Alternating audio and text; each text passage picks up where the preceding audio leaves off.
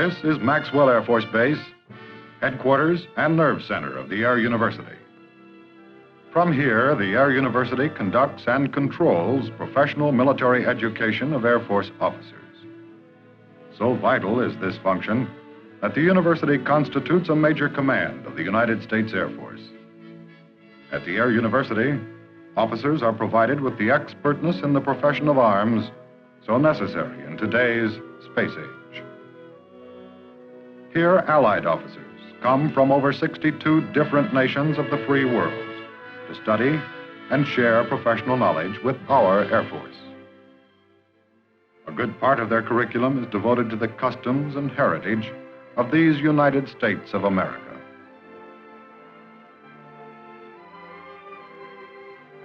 First-hand knowledge is offered these Allied officers through visits to the Air Force Academy, Colorado Springs, Colorado, the Space Center at Cape Kennedy, Florida, and our nation's capital, Washington, D.C.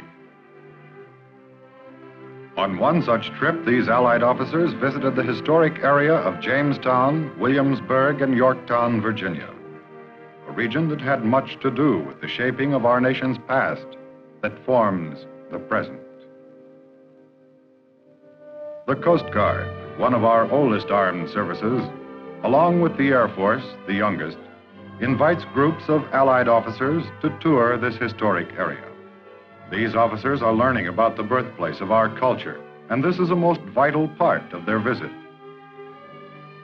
The people of Virginia are proud of these replicas of sailing ships that brought the founding fathers to these shores.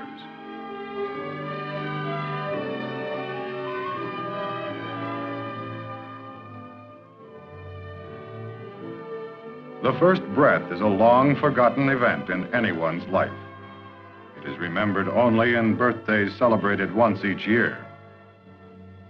A nation is like an individual. It, too, loses some insight into its early history. Ours is a nation formed by many lands, a culture carved from a wilderness of an unexplored country, carved by brave men in small ships.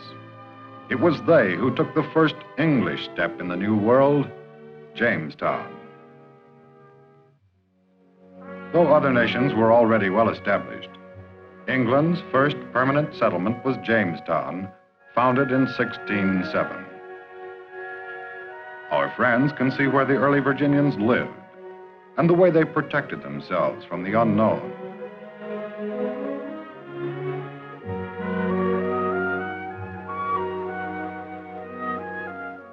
Disease, famine, and loneliness plagued the settlers. But the survivors stayed to build the foundation of our nation. Although it was the capital of Virginia for 92 years, Jamestown failed. An inadequate harbor and poor land caused most of its citizens to move inland about 6 miles and start a community called Middle Plantation, which later became Williamsburg, named after King William of England. In 1699, Williamsburg became the capital of Virginia and remained so for almost 80 years, while Jamestown remained only as a trading center and a port of commerce. Williamsburg became, like other colonial cities, self-sufficient. Its many craftsmen and artisans fashioned some of the finest wares in America. The ancient craft of papermaking was brought to this country by the early colonists. Today, this skill is still practiced in its original form by the craftsmen of Williamsburg.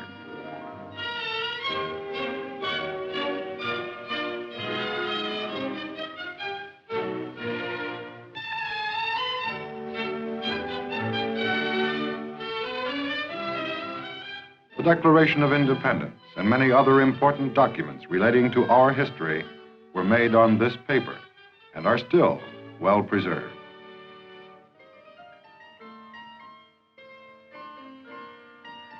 The citizens of Williamsburg demonstrate other colonial crafts in shops throughout the city. Our Allied visitors observed the craftsmen at work in authentic surroundings.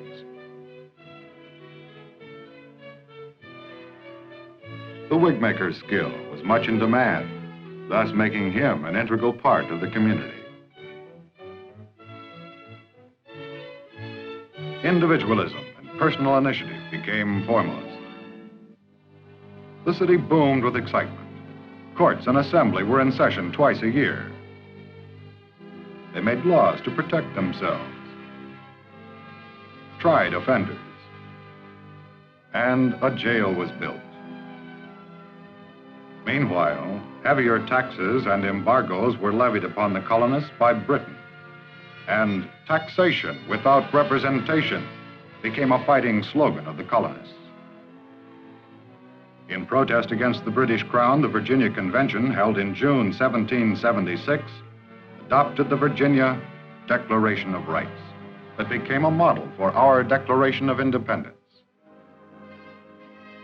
Cannon and powder were scarce. Our Allied friends observed the weapons the Americans used to repel the British Crown.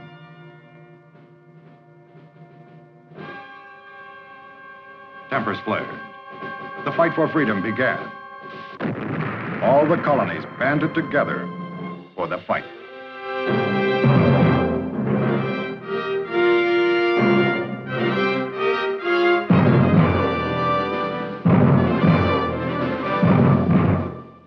It was the irony of history that, by coincidence, the British were finally defeated only 20 miles from where Englishmen first settled 170 years earlier. Victory came about only with the help of our first allies. The French Navy sealed off the British fleet in the York River, and the American Army, along with the French, moved in by land, isolating the Redcoats at Yorktown.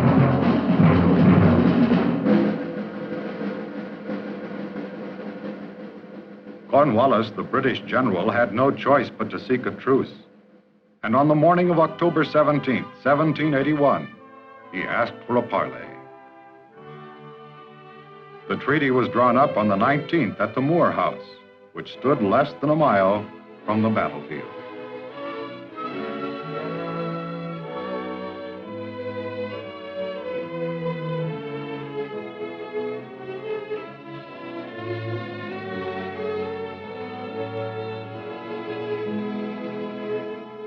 General Washington, along with the German von Steuben and the Frenchman Rochambeau, were victorious. So ended the siege of Yorktown. So ended the American Revolution.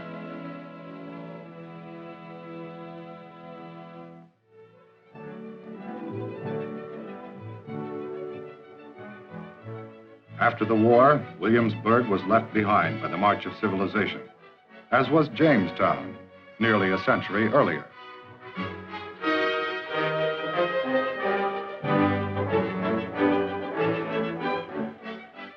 But as a historical landmark, it has been restored so that we and our friends can see today life as it was over 200 years ago.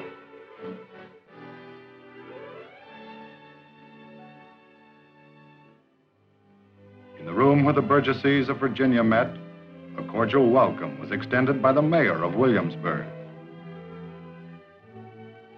Our hostess explains the historical background of the Colonial Assembly.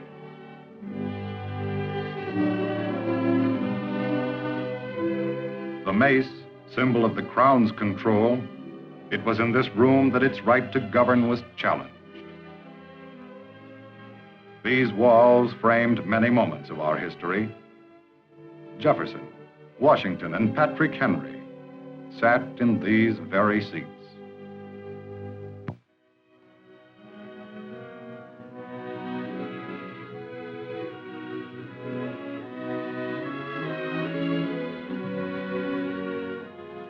This restored chapel still stands on the shores of the James River, where it was built more than 300 years ago, perhaps in eulogy to the settlers' search for religious freedom, a search that founded a new way of life.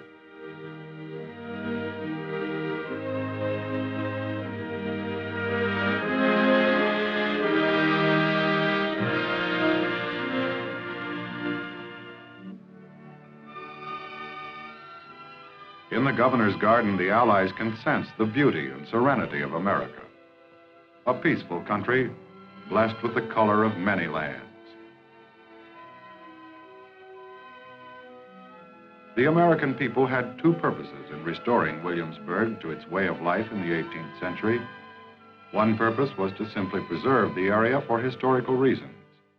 But more important, it was to recall for future generations the basic principles of American self-government and individual liberty. The Allies were hosted by the U.S. Air Force and Coast Guard at a reception held in their honor at Yorktown, affording them an opportunity to meet members of the local community.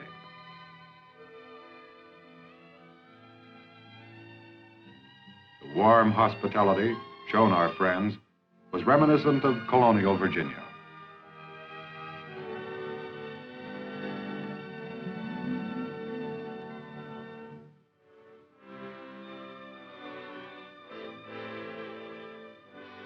These Allied officers have just been given a glimpse of early America, a glimpse into our history, a glimpse that will help us to understand each other in a more complete way. Allies today, more than ever, play a major role in our world affairs. Many of the nations from which these visiting officers come are far older than ours.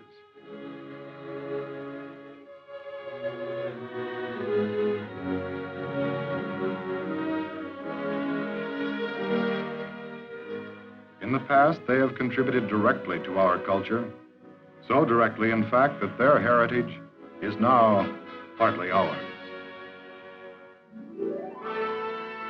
Our allies leave the Air University of the United States Air Force having broadened their professional and educational skills and achieved a mutual understanding with our armed services. We have much in common, not only in the history we have shared, but in the history we are sharing. These Allied officers bring to us today a renewed friendship and a refreshing dedication to liberty for our new world.